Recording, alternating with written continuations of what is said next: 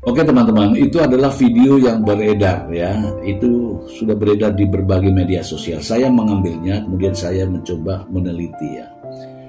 Sebelumnya mohon maaf ya teman-teman, saya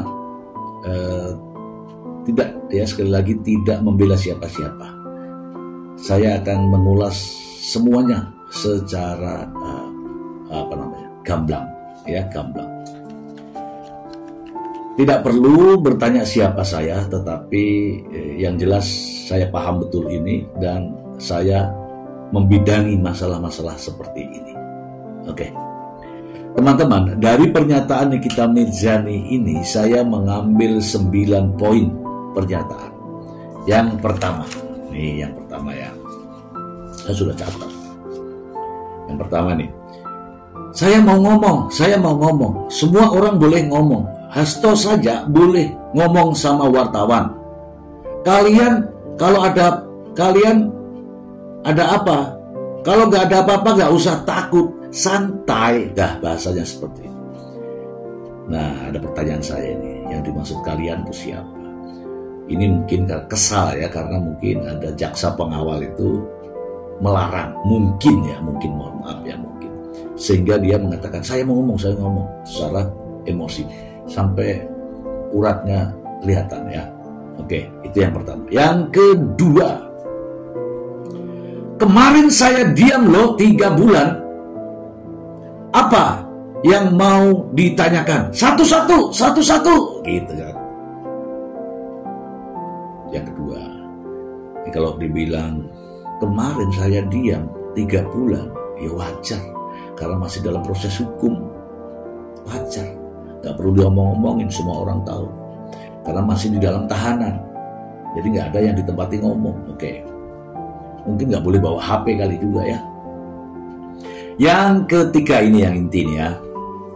Ini kita mengatakan begini, karena ditanya oleh wartawan.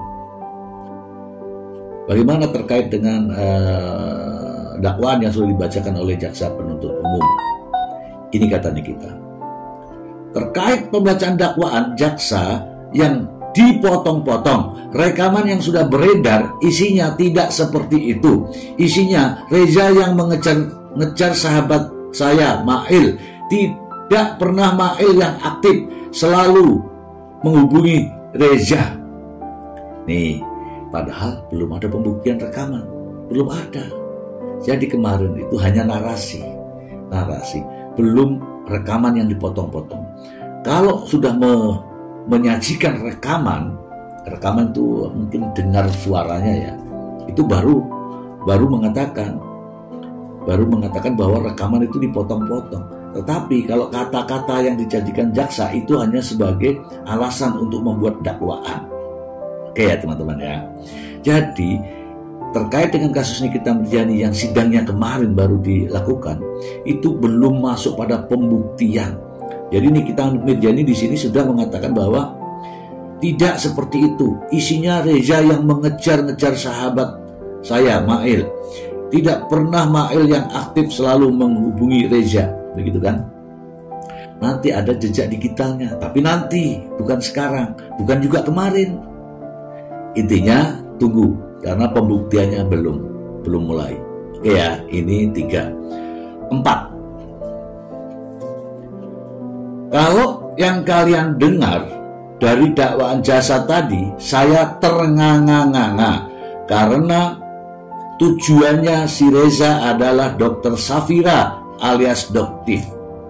Tetapi kenapa saya yang ditahan sekarang? Kenapa saya dan sahabat saya yang ditahan? Mail maksudnya ya. Padahal saya tidak pernah meminta uang dia. Dia memberikan uang itu cuma-cuma. Sampai di situ ya, sampai di situ. Saya nggak potong nih, itu asli. Nah, di sini saya menilai ya teman-teman ya. Kalau yang kalian dengar dari dakwaan jaksa tadi, saya ternganga-nganga karena tujuan si Reza adalah Dr. Safira alias Dr. Doktif, dokter fiktif. Apa sih Doktif tuh? Dokter negatif, dokter detektif gitu ya mungkin ya. Oke, Nah ini saya tidak tahu ini apa kaitannya, saya tidak tahu. Yang jelas Nikita mengatakan, tetapi kenapa saya yang ditahan sekarang? Saya dan Mail kenapa ditahan sekarang? Oke, saya memberikan jawaban ya. Saya tidak tahu ini Nikita Mirjani bertanya kepada siapa, tetapi saya menjawabnya bahwa Nikita Mirjani ditahan karena telah menerima uang 4M. Apapun caranya, saya tidak tahu. Tapi silahkan dijelaskan. Mengapa? Karena seseorang boleh mengakui uang itu uangnya, uang itu haknya ketika diperoleh dengan cara-cara yang sah. Oke ya, itu masuk dalam kategori unsur TPPU. Oke, clear ya, semua sempurna. Kemudian yang kelima. Yang kelima nih, kan ada sudah 4 tadi, yang kelima sekarang. Dan saya bertanya kenapa Reza Gladys memberikan uang itu cuma-cuma, ada apa? Sampai direkam semuanya, sampai terjadi seperti ini, penahanan. Oke. Nikita Mirjani bertanya kepada siapa? Dan saya bertanya, ini kan bunyinya pilus. Dan saya bertanya, kenapa Reza Gladys memberikan uang itu cuma-cuma? Gila nggak? Cuma-cuma 4M. Kalau di Indonesia ini ada orang yang bagi cuma-cuma 4M, ya baru kali ini. Baru kali ini. Pakai logika aja, memberikan cuma-cuma 4M. Siapa yang teman-teman di sini yang memberikan uang cuma-cuma 4M? Oke, yang berikutnya. Ditanya sama wartawan, apa merasa Nikita Mirjani ini sebuah jebakan?